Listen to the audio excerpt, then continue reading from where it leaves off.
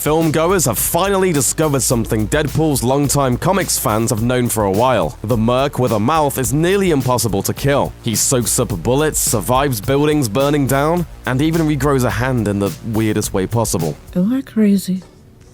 Or is your hand really small? About the size of a KFC spork.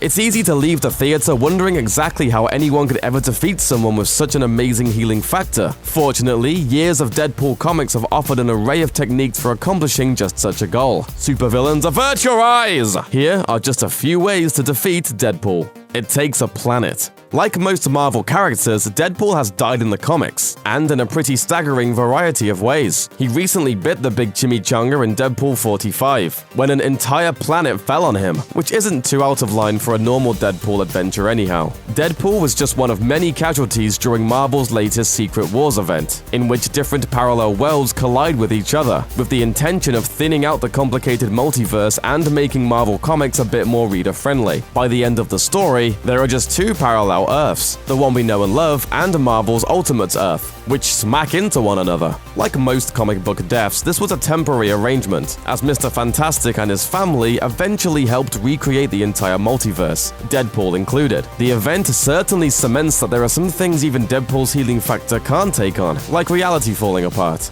Take away his powers. Deadpool's main thing is his impressive mutant healing factor, which allows him to bounce back from nearly anything. Without the ability to regrow body parts, he's just a guy with a lot of weapons, a very sick human body, and no sense of self-preservation. So, how can you steal Deadpool's mojo? I'm gonna catch you! I'm gonna catch you! I'm shaking my milkshake! When it comes to depowering super people, there are a surprising number of options. Scarlet Witch notably stripped most mutants of their powers during Marvel's House of M event. But if you don't want the nuclear option, there's always the mutant Leech. As his unfortunate name implies, Leech has the ability to effectively turn off the powers of nearby superhumans and mutants. If Deadpool were in the same general area as Leech, he could be killed just like a regular person, providing you could get past the dozens of machine guns and swords he usually carries. Yeah, good luck with that. He also barely escaped death when confronting the Walrus, a villain with a magic power-canceling hammer. So, where physical violence will usually fail, a little bit of magic goes a long way.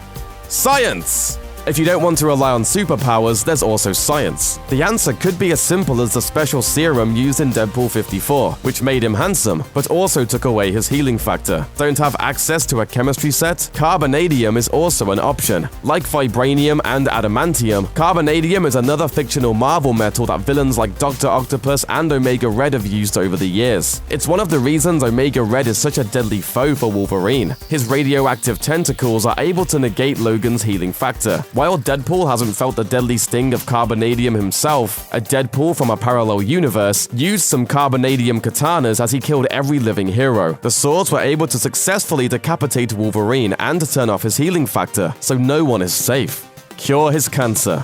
The sad truth is that without his hyperactive healing powers, Deadpool would have already died from especially aggressive cancer. Fortunately, his healing factor is in harmony with the disease, helping him to grow new cells at the exact rate that he loses them, even though it doesn't really fix his freaky face. As a result, Deadpool's level of healing seems to be a bit above the usual Wolverine levels. This was demonstrated in a rather grisly way when a group of Skrulls decided to steal Deadpool's powers for themselves, but didn't steal his illness. That meant that their bodies were healing way too much, way too fast, causing the Skrull warriors to become swollen and deformed until they exploded. Theoretically, the same thing would happen to Deadpool if any enterprising villain were able to cure his cancer. It's just too much of a good thing.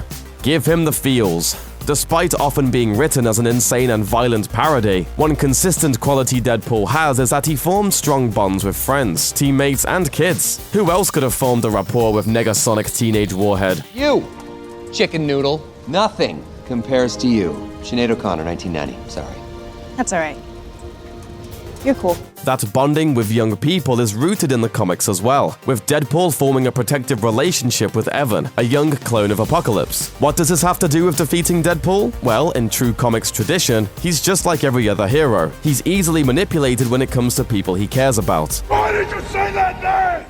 Deadpool was willing to risk his own life in order to redeem Evan and stop him from going down the dark path of Apocalypse. All it takes is a little emotional leverage to defeat Deadpool. A broken heart might not kill him, but it would totally keep him out of action for a while.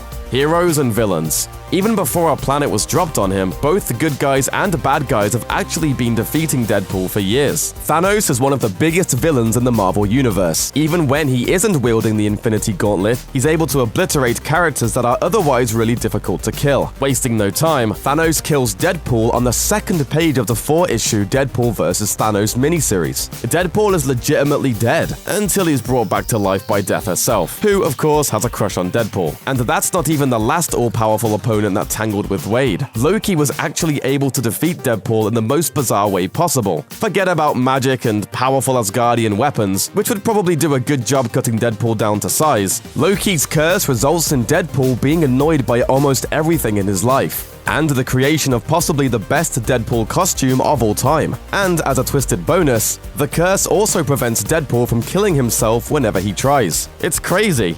Even for Deadpool, the potential to defeat Deadpool seems to lie in the hands of any number of Marvel characters. The Sentry, with his Superman-level strength and his willingness to kill, has a reputation for throwing people into the sun, which Deadpool probably wouldn't be able to recover from. Mr. Fantastic is known for trapping people in inescapable pocket universes. Molecule Man can control matter at an atomic level, and a Deadpool without atoms is no Deadpool at all. And we're not saying that Squirrel Girl can defeat just about anyone, but Squirrel Girl. Will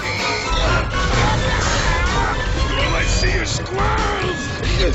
Horrible! Horrible! Squirrels! Thanks for watching. Click the looper icon to subscribe to our YouTube channel. Plus, check out all this cool stuff we know you'll love too.